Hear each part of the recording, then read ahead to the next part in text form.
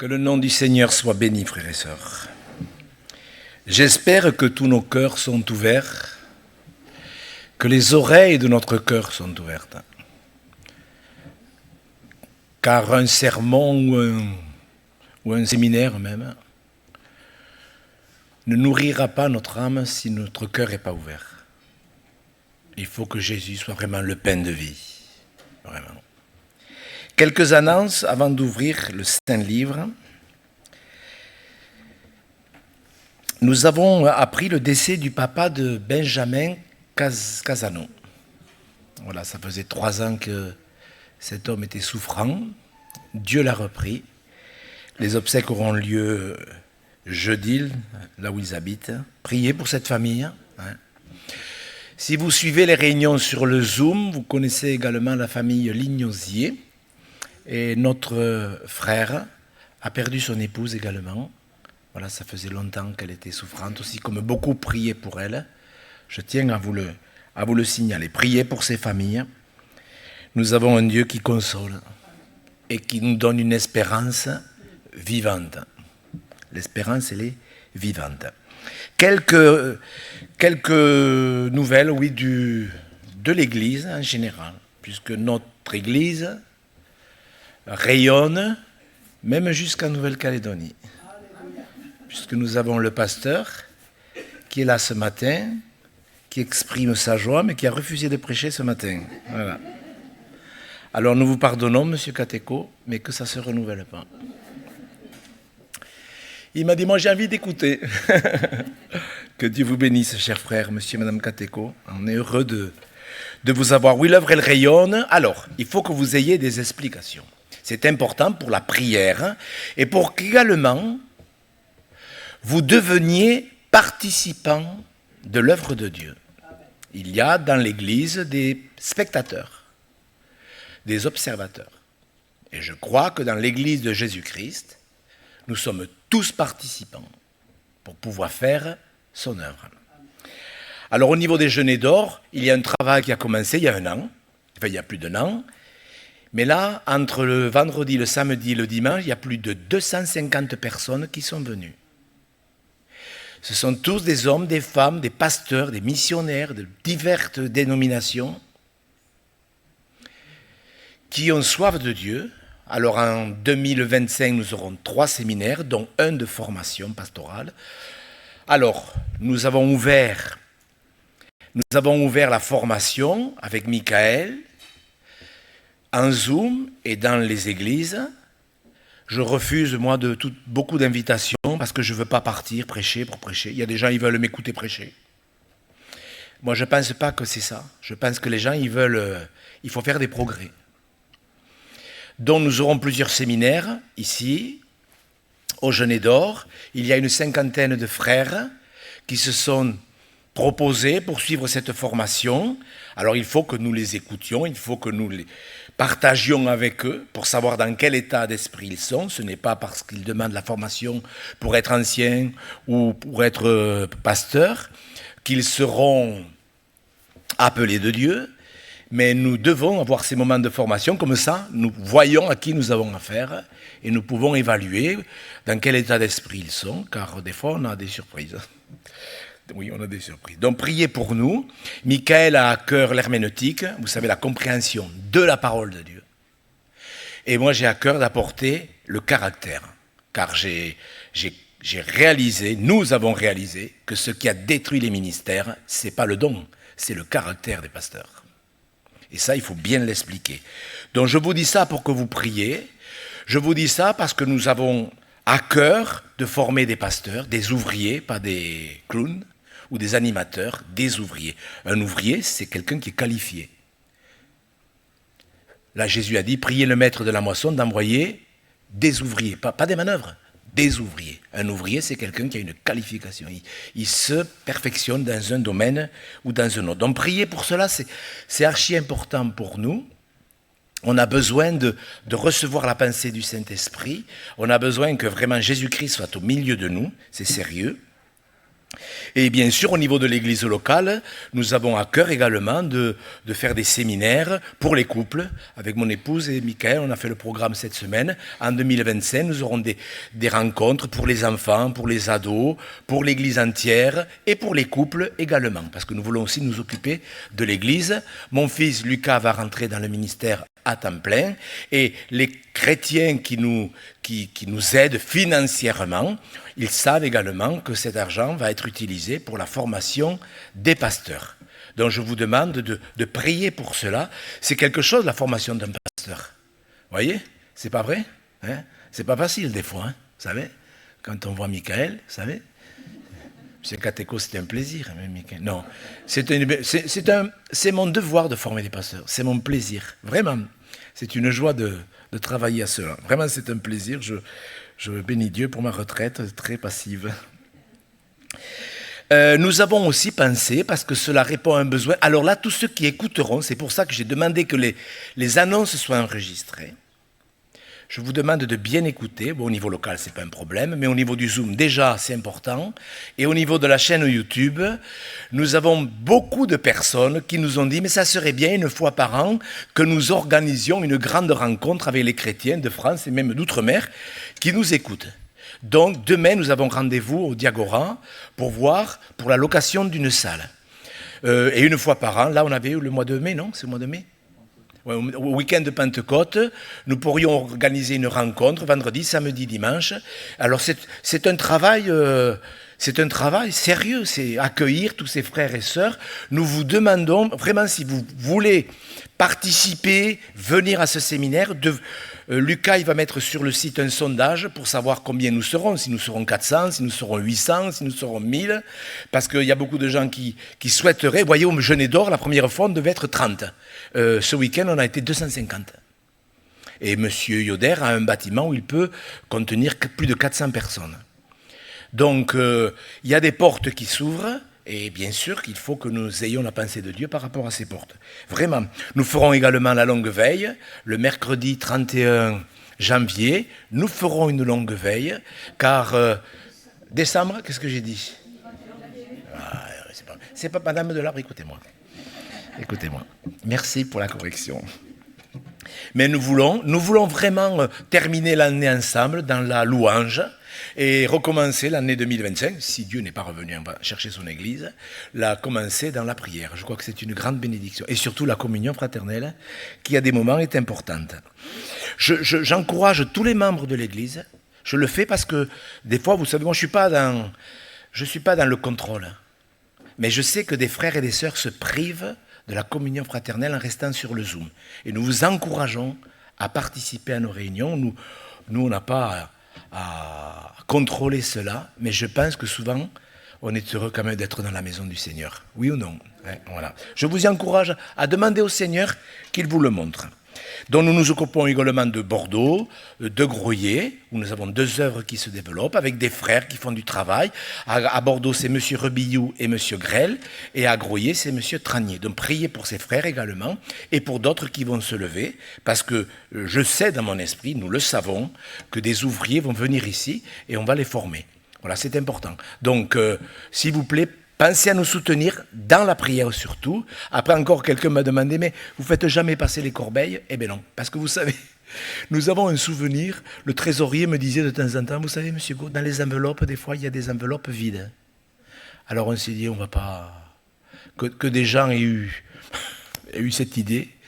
Nous, on a mis un tronc et on part du principe où quand les gens sont spirituels et qu'ils veulent donner, eh bien ils donnent. Voilà, mais on ne va pas faire en sorte que des gens mettent des enveloppes vides, ça fait quand même un petit peu pas sérieux. Voilà, je crois que j'ai tout dit.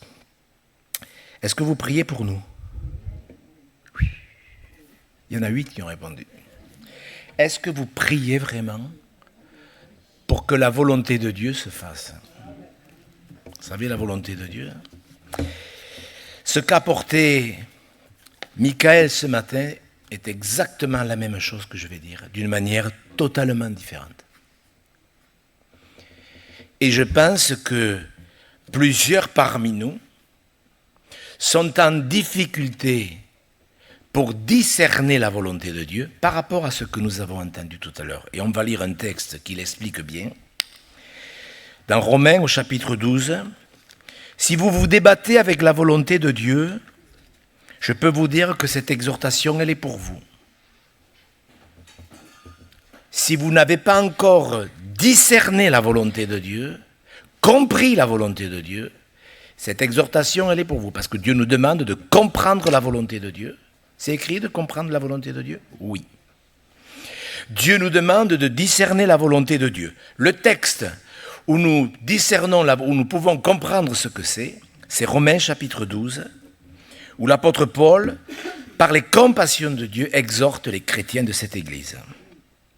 « Je vous exhorte donc, frères, par les compassions de Dieu, à offrir vos corps comme un sacrifice vivant, saint. » Rappelez-vous bien ce mot. Agréable à Dieu, donc qui est agréé de Dieu, comme Michael l'a expliqué. Je ne sais pas si vous avez bien écouté la Sainte Seine. Ce qui sera de votre part un culte raisonnable, c'est-à-dire un culte que Dieu acceptera. Ne vous conformez pas au siècle présent, mais soyez transformés par le renouvellement de l'intelligence, afin que vous discerniez quelle est la volonté de Dieu, ce qui est bon, agréable et parfait. Amen. Frères et sœurs, le seul moyen de discerner la volonté de Dieu est de vivre ce que nous venons de lire. Voilà pourquoi tant de chrétiens se débattent avec la volonté de Dieu. Voilà pourquoi tant de chrétiens en restent à juste ce qui est bon, puisque la volonté de Dieu est classifiée de 3 façons, ce qui est bon, agréable et parfait. Alors, qu'est-ce que vous voulez? Qu'est-ce que vous fixez comme objectif? Ce qui est bon, ce qui est agréable ou ce qui est parfait? C'est à vous de répondre au Seigneur, pas moi. Qu'est-ce que vous voulez? Sérieusement.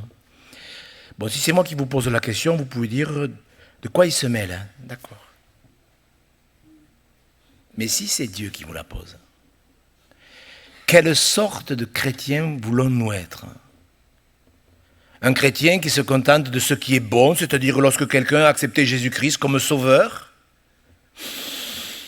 et qu'il surfe avec cela, qu'il entretient son salut tous les dimanches, il prend la Sainte Seine, il se dit, bon, j'espère que je retrouve la communion avec Dieu en prenant le pain et le vin. Vous voyez, il y a des gens qui se maintiennent juste dans ce qui est bon. Ils sont sauvés, Jésus est plus ou moins le Seigneur, mais en fait, c'est une vie où l'Église ne sera pas bâtie.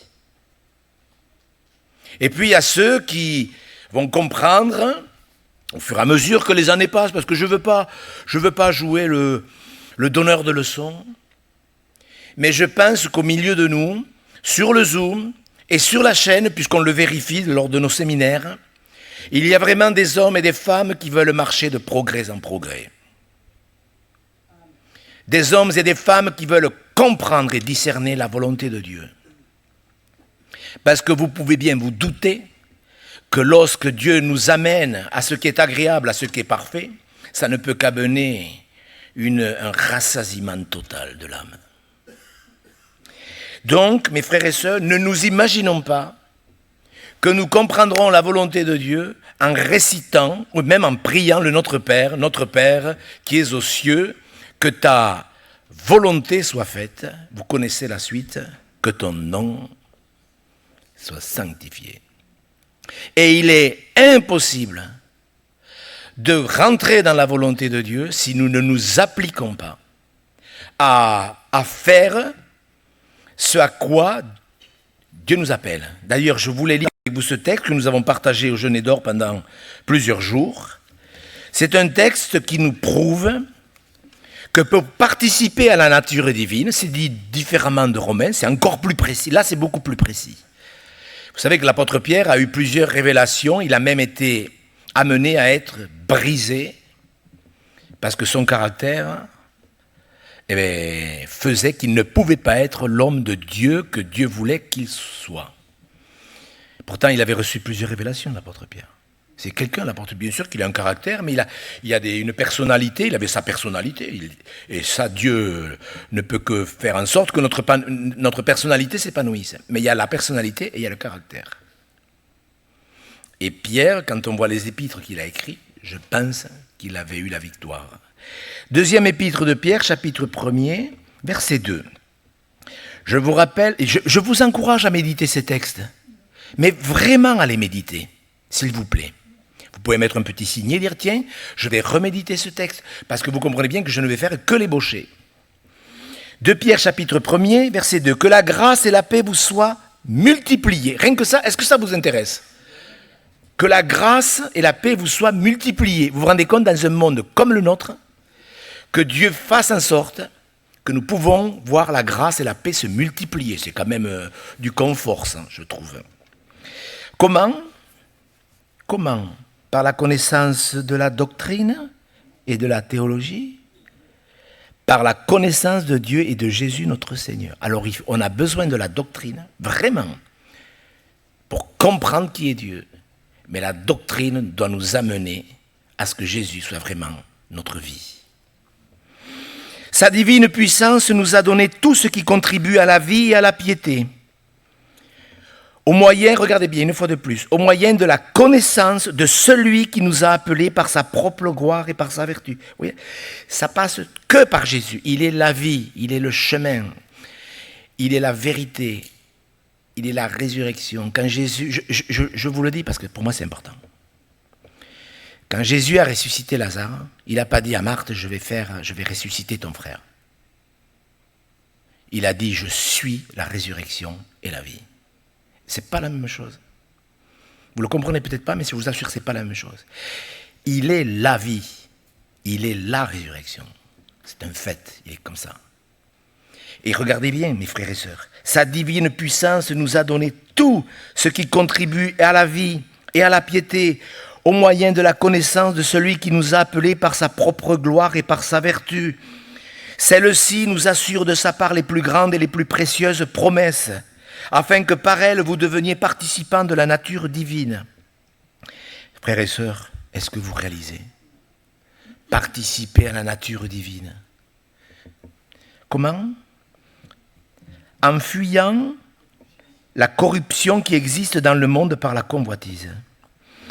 À cause de cela même, faites tous vos efforts pour joindre à votre foi la vertu, à la vertu la connaissance de Jésus, à la connaissance la maîtrise de soi, à la maîtrise de soi la patience, à la patience la piété, à la piété l'amitié fraternelle, à l'amitié fraternelle l'amour. Il aurait pu continuer, je pense, à citer d'autres vertus qui devraient se compléter l'une les autres. Car si ces choses sont en vous et y sont avec abondance, elles ne vous laisseront point oisifs ni stériles pour la connaissance de notre Seigneur Jésus-Christ. Encore une fois. Mais celui en qui ces choses ne sont pas est aveugle, il ne voit pas de loin, et il a mis en oubli la purification de ses anciens péchés. C'est pourquoi, frères, appliquez-vous. D'autant plus à affermir votre vocation et votre élection, car en faisant cela, vous ne broncherez jamais. Frères et sœurs, vous avez dans ce verset exactement ce qu'a dit Michael d'une manière différente. Il y a des choses dont il faut se séparer, fuir, et il y a des choses qu'il faut rechercher avec des efforts pour participer à la nature divine. Et ça doit venir de nous. Ce n'est pas nous qui allons vous imposer les choses. Est-ce que Jésus a déjà imposé quelque chose ? Vous savez ce que c'est un gourou ? Est-ce que vous savez ce que c'est un gourou ? Un gourou, c'est un manipulateur. Ça peut être un pasteur, ça peut être un maître d'un domaine ou dans un autre, qui manipule les gens pour imposer ses convictions.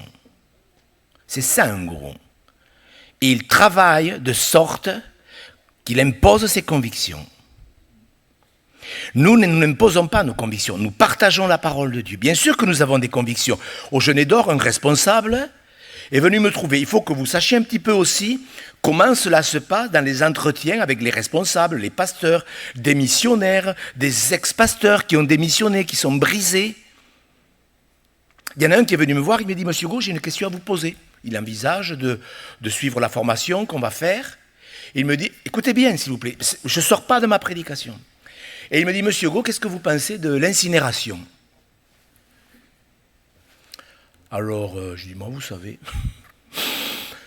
moi, que quelqu'un se fasse enterrer ou se fasse incinérer, ce qui est important, c'est qu'il soit prêt à rencontrer le Seigneur, surtout avant. Pour ma part, je suis plus favorable à l'enterrement qu'à l'incinération. Mais c'est ma conviction. Je n'ai pas à vous l'imposer. Vous voyez ce que je veux dire? Et avec ce frère, nous avons discuté et il a compris justement l'état d'esprit dans lequel nous allions travailler. Nous n'avons pas imposé les convictions. Est-ce que vous comprenez? Mais bien sûr, chacun a sa conviction. Vous savez, au Moyen-Âge, vous savez pourquoi ils brûlaient les chrétiens au Moyen-Âge? Parce qu'ils disaient, les théologiens, ils disaient qu'en brûlant les chrétiens, ils ne pourraient pas participer à la résurrection des justes. Vous voyez pourquoi on brûlait les chrétiens? Je peux vous dire que pour Dieu, que vous soyez enterrés, que vous soyez incinérés, que vous soyez morts dans la mer, parce que je pense à tous les chrétiens qui sont morts dans les galères, qu'on a jetés à la mer comme des chiens. Tous ces chrétiens, ils sont presque tous morts pendant les galères. Je ne sais pas si vous avez vu, si ça vous avait été visiter le musée du désert. Mais voyez, ça vaudrait la peine qu'un jour on fasse un quart, ou 2, ou 3 peut-être, et qu'on aille visiter le musée du désert. Vous croyez que ces chrétiens qui ont été jetés dans l'eau, qui ont été mangés par les poissons, qu'est-ce qui reste en fait depuis 300, 500 ans? Qu'est-ce qui reste? Ils ne pourront pas participer à la résurrection des justes, ces chrétiens. Qu'est-ce qui reste? Vous savez, de rien, Dieu a créé l'univers. Et je vous assure que ça fait du boulot. Mes frères et sœurs, Dieu règne. Tous les chrétiens ressusciteront. Qu'ils aient été incinérés, qu'ils aient été jetés à la mer, quelles que soient les conditions dans lesquelles un chrétien est mort, ils ressusciteront. Si vous préférez l'enterrement, faites-vous enterrer. Si vous avez opté pour l'incinération, c'est pas grave. C'est bien, c'est pas grave. Ce qui est important, c'est que vous soyez prêts à rencontrer le Seigneur. Est-ce que vous comprenez? Ça vous résume un petit peu l'état d'esprit dans lequel nous allons travailler. Nous partageons la parole, mais nous n'imposons pas nos convictions. Mais il y a des choses que nous devons absolument faire si nous voulons participer à la nature divine. Le problème, c'est pas de dire « ah c'est bien, il respecte nos convictions, etc. etc. » Le problème, c'est est-ce que je participe à la nature divine? Est-ce que personnellement, je fais ce qu'il me faut faire? Je vis, parce qu'on peut faire les choses sans obéir. On peut prier, on peut jeûner, on peut aller à l'église, on peut même lire sa Bible, tout ça sans obéir. Vous savez que c'est vrai. Moi, je le sais bien puisque je l'ai vécu. Mes frères et sœurs, ce texte nous dit, voilà. Moi, je veux, dit le Seigneur, que ma grâce et ma paix multiplient. Je vous ai tout donné. Tout. J'ai tout fait pour que vous puissiez participer à la nature divine. Il vous faut faire plusieurs choses. Les fuir. Il y a des choses, il faut les fuir. Un chrétien, il doit fuir certaines choses. Il me faut même fuir des chrétiens charnels. C'est écrit de nous éloigner des gens qui n'ont que l'apparence de la piété. Est-ce que vous vous rendez compte? Parce que des fois, les chrétiens se débattent avec ça. Mais moi, je suis entouré de chrétiens qui ont que l'apparence de la piété. Parce qu'il y en a des chrétiens qui ne sont pas nés de nouveau. La Bible dit, éloigne-toi d'eux. Il faut savoir, mes frères et sœurs, mais d'une manière intelligente, pas intelligence intellectuelle, de l'intelligence spirituelle. Nous devons savoir ce que chacun, au point où nous en sommes parvenus, nous devons savoir ce que nous avons à faire. Est-ce que je me conforme au siècle présent? Michael a cité un verset dans la Sainte Seine. Je voulais le citer, puis je me suis dit, non, ça fera trop. Il l'a quand même cité. Il est bien, ce jeune, il est bien. Par rapport à la croix, il a cité... On va le lire. Galates, regardez bien. Quand vous lisez l'épître aux Galates, vous savez ce que c'est la crucifixion. Galates chapitre 5, alors il a cité le verset, je crois, 14, du chapitre 6. Il a parlé de ce verset, j'ai hésité à le mettre. Il parle du fait qu'il a crucifié le monde. C'était celui-là que vous avez cité.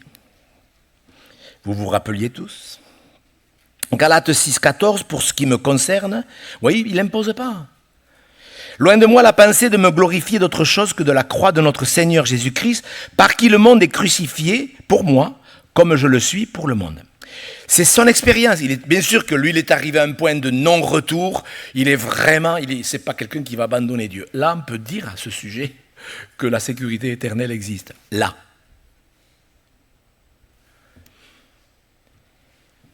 Mais la crucifixion, c'est pas que la crucifixion du monde. Regardez le verset qui m'est venu à l'esprit quand j'ai préparé cette exhortation. C'est le premier verset qui m'est venu à l'esprit. Je le mets maintenant, mais c'était le premier verset. Galates chapitre 5, verset 24. Il y a des choses qu'il faut fuir, il y a des choses qu'il faut rechercher. Qu'est-ce qu'il dit, Paul ? Il n'y a pas que la mort au péché. Regardez, la crucifixion des passions. Ceux qui sont à Jésus-Christ ont crucifié la chair avec ses passions et ses désirs. Si nous vivons par l'esprit, marchons par l'esprit. Qu'est-ce que ça veut dire ? Je vous donne un exemple. Quand j'ai pris la retraite, mes enfants savaient que j'allais plus rien avoir à faire.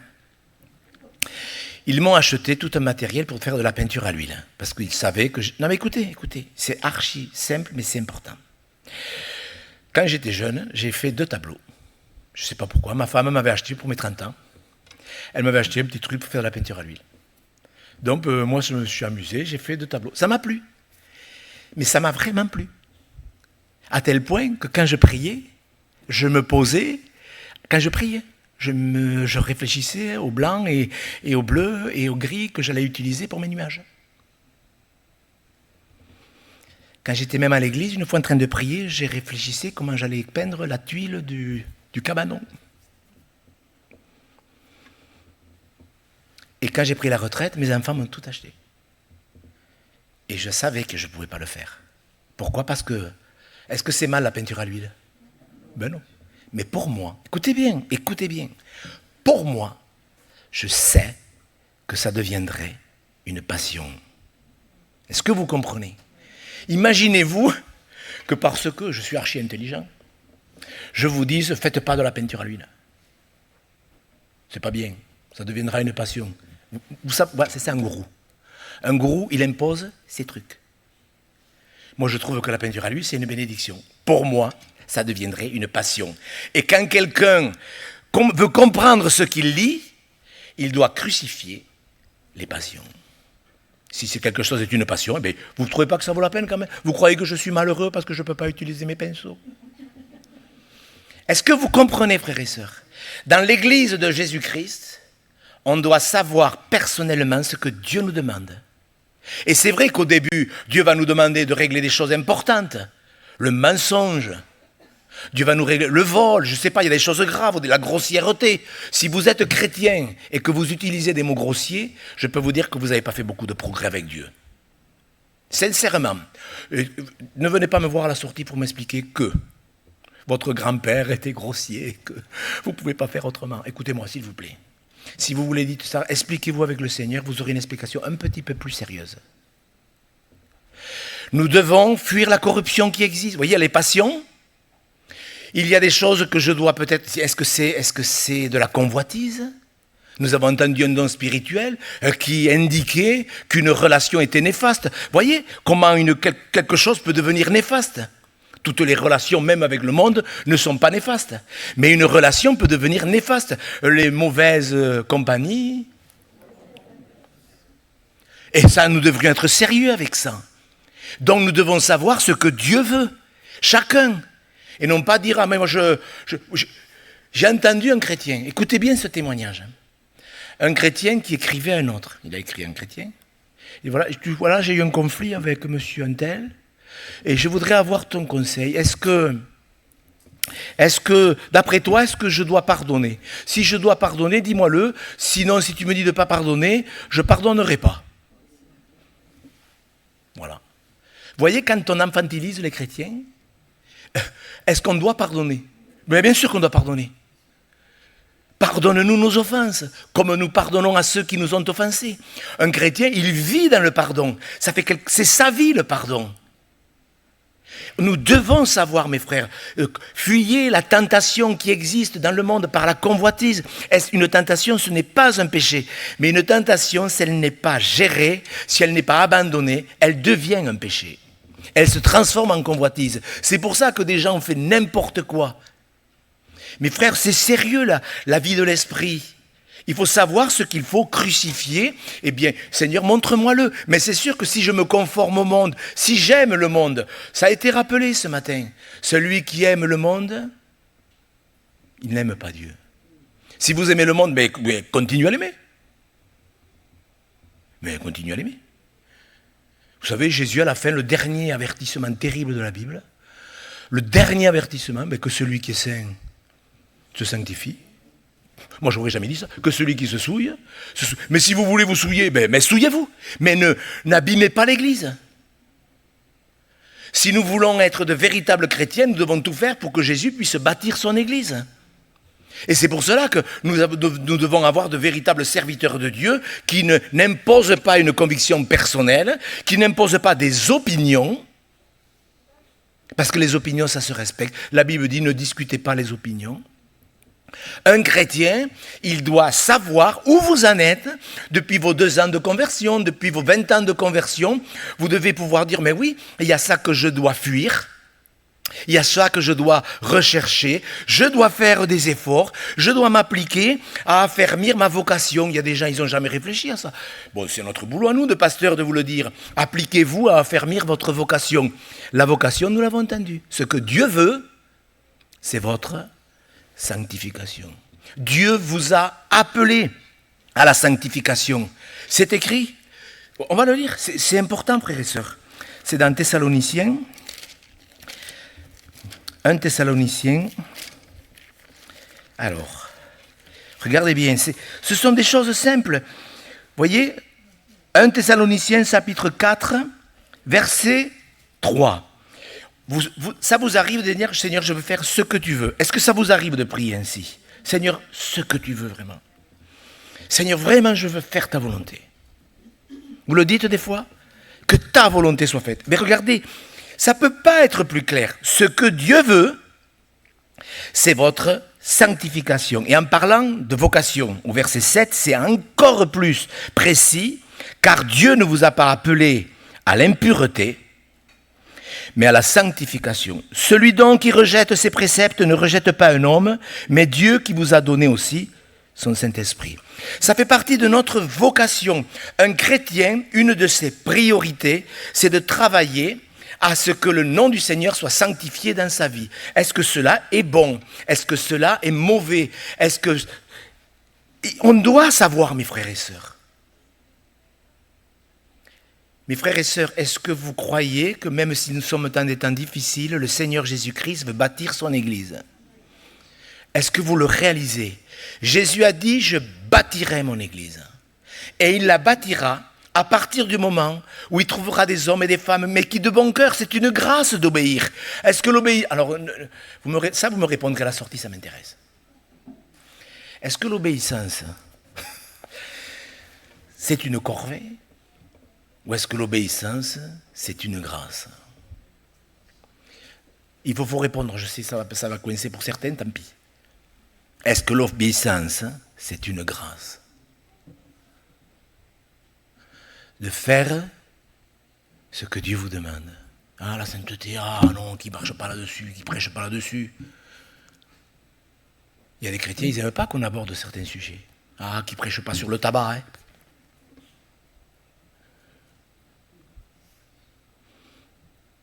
C'est vrai ou c'est pas vrai? Ah, qui ne prêche pas. Je me souviens un jour, un pasteur, et c'est une histoire vraie. Il est arrivé dans l'église, il avait certainement beaucoup de finesse. Il a dit au pasteur qui succédait, sur quoi il ne faut pas prêcher? Alors il a dit, il ne faut pas prêcher sur le tabac, parce qu'on a des frères qui fument et qui donnent une grosse dîme, donc il ne vaut mieux pas d'histoire. Et il a fait la liste. Il ne te faut pas prêcher là-dessus, parce qu'il y a des frères qui le font, et qui donnent une grosse dîme. Tu peux prêcher contre les juifs, il n'y en a pas. Histoire vraie. Vous ne trouvez pas que ça fait pitié? Moi, je peux vous dire que quand on arrive là, cette association n'est pas l'église de Jésus-Christ. Dans l'église de Jésus-Christ, on veut entendre sa pensée. On veut le pain. Il est le pain de vie. Seigneur, qu'est-ce que tu veux que je fasse? L'autre jour, un frère me posait la question, mais c'est quoi faire de l'Éternel ses délices? Lisez avec moi. Parce que je suis sûr qu'il y a des chrétiens qui ont le petit poster « Fais de l'Éternel tes délices, et il te donnera ce que ton cœur désire ». Je suis sûr. Il y en a qui l'ont ici chez eux, des petits posters. Vous n'osez pas lever la main? C'est pas grave. C'est pas interdit. Hein. C'est pas interdit. C'est pas interdit, c'est bien même. Je vous dis, attention, ne me faites pas dire ce que je n'ai pas dit. Regardez dans Job. Écoutez-moi mes frères et sœurs. Nous devons savoir, là où nous en sommes, ce que nous devons fuir. Si quelque chose n'est pas en train de devenir une convoitise, ce à quoi je dois m'appliquer. Qu'est-ce que c'est, fait de l'Éternel tes délices? Lisez-le avec moi, s'il vous plaît. Vous avez peut-être 30 ans de conversion et peut-être que vous ne le savez pas. Regardez avec moi dans Job au chapitre 22.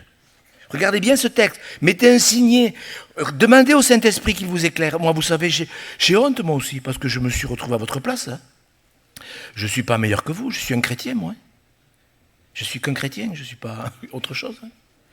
Job 22. Attache-toi donc à Dieu et tu auras la paix. Tu jouiras ainsi du bonheur. Reçois de sa bouche l'instruction et mets dans ton cœur ses paroles. Ce n'est pas la même chose d'écouter un sermon et que ce sermon devienne peine de vie. Ce n'est pas tout à fait la même chose. C'est pour ça que souvent le lendemain, quand on retourne à la maison, on dit « mais j'ai écouté un sermon, ça m'a fait du bien, mais aujourd'hui c'est comme si j'avais rien reçu ». Ben, c'est parce que vous ne l'avez pas mis dans votre cœur. Tu seras rétabli si tu reviens au Tout-Puissant. Si tu éloignes l'iniquité de ta tente, ce qu'il faut faire et ce dont il faut se séparer. Il y a toujours cette notion.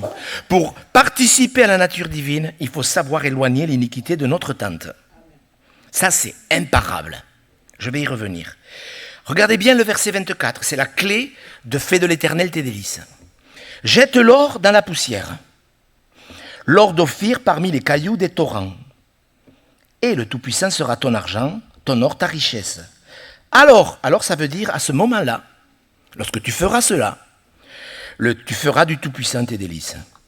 Regardez bien mes frères et sœurs. Alors, si vous avez de l'or et de l'argent, ne le jetez pas dans la rivière, apportez-moi-le, on l'utilisera. Mais mis à part ça, il faut qu'on comprenne ces choses. Jette l'or dans la poussière, ça veut dire qu'il y a des choses pour nous qui sont précieuses et qui prennent la place de Dieu.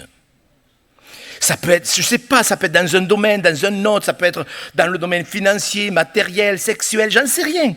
Il y a des choses qui sont plus précieuses que Dieu. Oh non, monsieur, vous ne dites pas ça. Écoutez-moi, elles passent avant Dieu. Et ces choses-là, il faut avoir l'honnêteté de dire, mais Seigneur, c'est clair que c'est un obstacle. Il faut que je m'en débarrasse. Ça ne veut pas dire qu'elles n'existeront pas. Ça veut dire qu'elles auront leur place. Jette l'or dans la poussière, l'or d'Ophir parmi les cailloux du terrain, et le Tout-Puissant sera ton or, ton argent, ta richesse. Alors, tu feras de l'Éternel tes délices. Voilà ce que c'est. Je ne vais pas se dire, oh, fais de l'Éternel tes délices, et il te donnera ce que ton cœur désire. Surtout, nous, on est intéressés par il te donnera ce que ton cœur désire. Mais on n'a pas trop pigé ce que ça voulait dire, fais de l'Éternel tes délices. C'est ça. Ça veut dire que cette chose qui est précieuse, il y a des gens pour qui leurs enfants, par exemple, c'est plus important que Dieu. Est-ce que c'est important pour une maman, les enfants? Mais bien sûr. Et les petits-enfants? Mais bien sûr. Mais Dieu doit être en premier. Pour que justement on puisse bien s'occuper de nos enfants et de nos petits-enfants. Si Dieu demande la priorité, c'est pas comment on appelle ça? C'est pas un mégalomane. Il demande ça. Parce qu'il sait qu'on sera béni par ça. Alors voyez, si tu éloignes l'iniquité de ta tente, je voudrais, mes frères et sœurs, que nous réalisions, parce qu'à l'église, c'est facile d'être pieux. À l'église, c'est facile d'être correct, d'utiliser un vocabulaire agréable, etc. Mais franchement, vous apprendriez que je parle grossièrement à la maison. Qu'est-ce que vous diriez? Sérieusement, vous apprendrez qu'à la maison, je dis les 5 lettres et des mots grossiers. Bon, tout le monde fait pareil. Qu'est-ce que vous diriez? Qu'est-ce que vous diriez? Ah, Michael. Vous diriez que je suis un hypocrite. Oui, vraiment, un sale hypocrite. Et moi, je vous le dis. Je le sais que ça arrive. Frères et sœurs, vous savez, on peut jouer la comédie à l'église. Mais David, il a dit, je marcherai dans l'intégrité de mon cœur au milieu de ma maison. Et ce matin, en priant, il y avait ce texte dans le psaume 36 qui m'est venu. C'est un bon texte pour comprendre la pensée de ce matin. Regardez-le bien, s'il vous plaît. Dans le psaume 36, il est parlé des impies. Un impie, un méchant, ce sont des chrétiens qui n'ont pas de communion avec Dieu. Il faut l'entendre, ça. Je sais que ça grincera pour certains sur YouTube. C'est pas grave, écrivez-moi, là, vous pouvez m'écrire. Psaume 36, il y a des chrétiens, ils sont comme ça. Regardez bien du verset 1 au verset 6, au verset 5. C'est simple, mes frères et sœurs, c'est archi simple. Mais c'est vrai qu'il ne faut pas se conformer au monde. Si vous vous conformez au monde, ces versets, vous ne les comprendrez pas. La parole impie du méchant résonne au fond de mon cœur. Donc, l'impie, c'est un chrétien qui n'a pas de piété. C'est ça un impie. Et ça fait de lui un méchant. Puisque Dieu demande aux méchants de revenir. Ça, c'est bien la preuve qu'ils étaient déjà venus. La parole impie du méchant résonne au fond de mon cœur. La crainte de Dieu n'est pas devant ses yeux. Il se flatte à ses propres yeux pour consommer son iniquité, pour assouvir sa haine. Les paroles de sa bouche sont fausses et trompeuses. Il renonce à agir avec sagesse, à faire le bien. Il médite l'injustice sur sa couche. Il se tient sur une voie qui n'est pas bonne. Et c'est cette parole qui suit qui est importante. Il ne repousse pas le mal. À quoi reconnaît-on un impie si on ne repousse pas le mal? C'est qu'on est un impie. Le mal, on en voit tout le temps. Et il faut savoir justement le fuir. Est-ce que c'est demandé de fuir le mal? Mais combien de fois? Le mal, on le voit. Et c'est vrai, c'est comme une tentation. Une tentation, elle vient, mais ce n'est pas un péché, je le répète.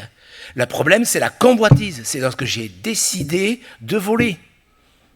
J'ai 50 € dans la poche de M. Kateko. C'est la convoitise. Je sais que M. Kateko, il a de l'argent dans ses poches.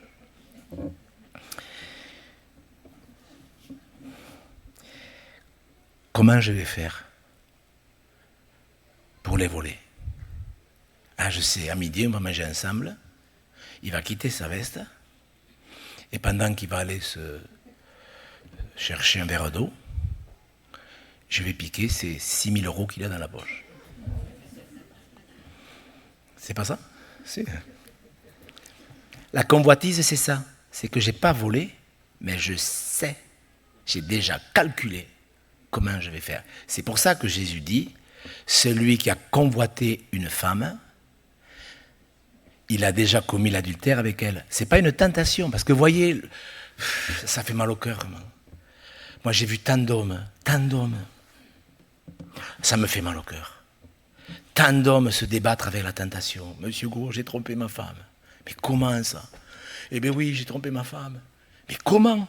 Vous avez couché avec une autre femme? Non. Mais Jésus l'a dit que si celui qui était tenté en regardant une femme, il avait commis l'adultère. Je dis, mais il n'a pas dit ça, Jésus. Il a dit celui qui convoite une femme. Est-ce que vous comprenez, frères et sœurs? Mais c'est archi important. Vous allez me dire, tu l'as déjà dit. Eh bien ouais, mais il y en a qui n'ont pas compris. Il y a des gens qui n'ont pas compris que la tentation, ce n'est pas un péché. La convoitise, c'est de dire, oui, je sais comment je récupérerai les 6 000 € dans la poche de monsieur Kateko, je les aurai. Je suis déjà un voleur. Est-ce que vous comprenez, mes frères et sœurs? Mais c'est archi important. Comment participer à la nature divine si chaque fois que j'ai une tentation, je me mets en vrac? Ah là, je suis un mauvais chrétien, j'ai une tentation. Des tentations, on peut en avoir combien dans la journée, au fait? Combien on peut en avoir de tentations? Sérieux? J'espère que s'il fallait les écrire toutes, je pense qu'on aurait un problème de crampe. Mes frères et sœurs, la tentation, ce n'est pas un péché. Il faut fuir la convoitise. Et nous devons être absolument sérieux avec cela. Nous devons savoir ce qu'il faut fuir. Nous devons savoir repousser le mal. Est-ce que Jésus est la vérité? Plusieurs l'ont dit dans la prière. Est-ce que Jésus a le pouvoir de nous délivrer? Si le Fils vous affranchit, vous serez réellement libre. Est-ce que le Seigneur peut nous délivrer d'une chose ou d'une autre? Mais bien sûr. Mais j'y arrive pas, monsieur Gauche, j'y arrive pas. Ben oui, parce que vous, justement, vous essayez avec vos forces. Est-ce que Dieu peut vous libérer? Est-ce que Dieu a le pouvoir de libérer?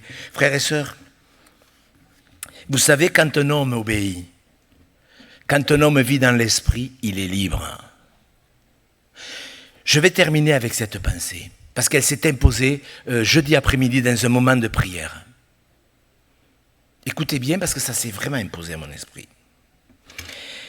Je pensais à cela, au fait qu'on peut participer à la nature divine. Je pensais à un autre texte, quand Paul dit « Moi, Paul, prisonnier dans le Seigneur ». Il est prisonnier à Rome, mais il ne dit pas « Je suis prisonnier de Rome ou de César ». Il dit « Je suis prisonnier dans le Seigneur ». Ce n'est pas la même chose. Il est libre, Paul. Et en priant cette semaine, écoutez-moi, c'est pour que vous compreniez bien que Dieu règne. Quelles que soient les épreuves qu'on traverse. J'étais en train de prier, et dans mon esprit, je voyais l'apôtre Jean dans cette grotte à Patmos. Vous savez, quand on connaît la Bible, je connais la Bible, donc je peux visualiser des textes. Et je pensais à l'apôtre Jean quand il était dans sa caverne à Patmos. L'apôtre Jean, il avait plus de 90 ans. Certainement que tous les autres apôtres étaient morts. Et lui, il était là dans sa caverne. À quoi a-t-il pensé? Imaginez-vous. On vous exile sur une île parce que vous avez prêché la parole. Il est vieux, on l'a banni d'Éphèse, et il est là dans sa caverne. Je ne sais pas à quoi il pensait, tiens, quand même, je serais mieux à Jérusalem, à prêcher aux églises, tous les pasteurs sont morts, ma place, elle serait... Est-ce que vous comprenez? Qu'est-ce qu'il est dit? Moi, Jean, je fus ravi en esprit le jour du Seigneur. Je ne sais pas si vous comprenez. Dieu agit où que nous soyons. Même si les hommes nous emprisonnent dans une situation, même si vous êtes emprisonné dans une épreuve, vous pouvez dire, Seigneur, moi, je sais que tu règnes. Vous croyez que ça valait la peine que Jean reçoive la révélation à Patmos de l'Apocalypse? Oui. Mes frères, Jean, il était libre. Paul, il n'était pas prisonnier de Jules César. Paul, il était prisonnier de Jésus-Christ. Et lorsque vous comprenez ces choses, vous comprenez quand Jésus dit « Si le Fils vous affranchit, vous serez réellement libre ». Et nous devrions comprendre qu'il n'y a rien d'impossible à Dieu. Je ne sais pas où vous en êtes. Je ne sais pas ce que vous faites. Je ne sais pas ce que vous faites de cette exhortation, même si elle est un peu décousue, parce que j'ai tellement de choses à vous dire. Mais mes frères et sœurs, je vous demande de comprendre que si Dieu nous demande de crucifier la chair avec ses passions, tiens, ça c'est une passion, il faut que je m'en débarrasse. Ça, c'est des désirs, ça prend trop de place. Ça prend la place de Dieu. C'est pas, gardez-les si vous voulez. Mais Dieu ne vous utilisera pas. Vous pouvez rester dans ce qui est bon, c'est-à-dire sauver, rester charnel. C'est un jeu dangereux quand même. Hein. C'est quand même un jeu dangereux. Mais vous pouvez rester comme ça toute votre vie. Mais est-ce qu'il y a au milieu de nous des gens qui voudraient participer à la nature divine, qui voudraient voir la grâce de Dieu? Vous savez, dimanche dernier, au Jeûner d'Or, il y a un monsieur qui vient me voir un quart d'heure après le culte. Il vient me voir et il me dit « Monsieur Gros, j'ai quelque chose à vous dire. » On est venu une quinzaine d'une église de maison et il y a une dame qui est venue pour la première fois avec nous. Et à la fin de la réunion, comme moi de suite, nous avons été accaparés par des gens qui voulaient nous poser des questions. Cette dame qui venait pour la première fois, elle était toute bouleversée. Et elle a dit, on pourrait prier pour moi parce qu'elle était sclérosée, elle marchait courbée, elle était malade. Elle a dit, priez pour moi, je crois que Dieu peut me guérir. Ils ont prié pour elle, elle a été instantanément guérie. Elle n'est même pas venue au repas, elle est partie courir dans le repas. Vous ne trouvez pas ça merveilleux? Et le frère, il me dit, mais monsieur Hugo, qu'est-ce que c'est? Comment ça se fait? J'ai dit, c'est l'approbation de Dieu. Et quand on veut participer à la nature divine, quand on est sérieux, pas à l'église, mais quand on est sérieux et joyeux, parce que c'est une joie de participer à la nature, eh bien Dieu confirme sa parole. Et je voudrais ajouter d'autres textes, parce qu'il y a quand même tant de textes qui nous montrent que si nous voulons que Dieu nous réponde, il faut séparer ce qui est précieux de ce qui est vil. Vous me donnez 5 minutes? Parce que quand même, je ne voudrais pas oublier cette pensée. En tant que serviteur de Dieu et formateur, je réalise ma responsabilité, même si je ne suis qu'un chrétien. Vous savez, j'ai demandé au Seigneur qu'il me parle par rapport à mon ministère. Parce que bon, vous comprenez qu'il y a ce que je reçois pour moi et il y a ce que je reçois pour l'Église. Et un jour, je priais vraiment, mais vous savez, il y a des jours, on ne prie pas comme les autres jours, vous êtes d'accord? Et je demandais, Seigneur, mais montre-moi ce que tu veux vraiment. ce qu'est la consécration, parce que j'ai tellement entendu de prédications sur la consécration. Et j'ai compris en lisant, on ne va pas le lire, vous le lirez chez vous. C'est compliqué, j'y reviendrai. Dans le Lévitique au chapitre 8, il y a tout un enseignement d'une profondeur sur la consécration. Mais la consécration commence. Au troisième sacrifice, il y a le sacrifice d'expiation. Puis après, il y a le deuxième sacrifice qui nous montre que Dieu nous choisit. Et il y a le troisième sacrifice de consécration. Et à ce troisième sacrifice, il nous est dit qu'on prend du sang, on prend du sang de l'agneau et on l'applique sur l'oreille droite du sacrificateur, du lévite. Et le départ de la consécration, ce n'est pas la consécration. La consécration, elle a lieu beaucoup plus tard. Mais le départ de la consécration, c'est quand notre oreille est sanctifiée. Et ne nous imaginons pas que nous arriverons à l'onction, parce que l'onction, c'est après la consécration. Ne nous imaginons pas que nous arriverons à l'onction. Ne nous imaginons pas que nous aboutirons à une véritable consécration si nous ne commençons pas à sanctifier notre oui spirituel. La consécration, elle commence là. C'est pour ça qu'il y a des choses qu'il faut fuir. Il y a des choses qu'on peut les écouter. Est-ce qu'on peut écouter des informations? Moi, cette semaine, j'ai écouté les informations de savoir ce qui s'est passé en Israël. Je peux vous dire, cette semaine en Israël, il y a eu un miracle. Un vrai miracle. Je peux vous le dire. Mardi soir, il y a eu un miracle en Israël. Je peux vous le dire. Comment Dieu protège ce pays, ce peuple, qui va bientôt recevoir le Seigneur. Mes frères et sœurs, je vous le dis, je crois que Dieu nous a fait faire certains choix. On est heureux de les avoir faits. Mais il ne faudrait pas que nous prenions un mauvais chemin. Il faudrait que nous nous engagions dans une vie, comme je l'ai dit la dernière fois, est-ce que ce n'est pas possible simplement de nous poser la question, mais qu'est-ce que ferait Jésus à ma place? Je vais regarder cette émission, est-ce qu'elle est saine? Ben oui. Oui, mais je la regarde. Je commence à regarder ceci, non, ça je ne pense pas que Jésus le regarderait. Vous pouvez le regarder, mais Dieu ne nous utilisera pas. Que ton nom soit sanctifié, car sans la sanctification, nul ne verra le Seigneur. Et ça, c'est pas des blagues, hein? C'est pas des blagues. On va terminer par la prière. Je vais prier, puis je demanderai à Madame Kateko de venir prier également. Je sais qu'on prie beaucoup pour elle. Il y en a qui me disent, mais on ne la connaît pas. Eh bien, vous allez la voir. On va lui demander de dire un mot et de terminer par la prière. Vous pourrez venir jusqu'ici? Oui, vous pouvez venir. Seigneur Jésus, tu nous as laissé ta parole. Et en plus, tu nous as tout enseigné pour savoir comment vivre, pour participer à la nature divine. Nous te demandons pardon pour toutes les fois où nous n'avons pas fui certaines choses, où nous n'avons pas repoussé certaines choses, où certaines tentations sont devenues des convoitises. Nous te demandons pardon, Seigneur, pour toutes les fois où nous n'avons pas été suffisamment à l'écoute, où notre oreille n'a pas été touchée par le sang. Pardon, Seigneur. Nous voulons que le sang soit appliqué sur notre oreille, afin d'entendre ta voix. Apprends-nous, Seigneur, à nous appliquer, à faire valoir notre vocation, afin que l'entrée dans le royaume nous soit largement accordée. Tu nous as placés ici dans cette assemblée, nous voulons que cette assemblée soit ton église, la tienne. Cette église dans laquelle ta parole sera vraiment le pain de vie et non pas un discours théologique. Nous te prions pour tous ces hommes et femmes qui veulent utiliser leur maison pour des églises.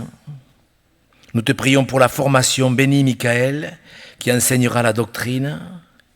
Aide-nous, Seigneur, à former des ouvriers. Bénis monsieur et madame Kateko en Nouvelle-Calédonie. Bénis l'église à Bordeaux. Bénis l'église à Groyer. Bénis l'église au Genet d'Or. Éternel, que ta volonté soit faite et que ton nom soit sanctifié. Amen.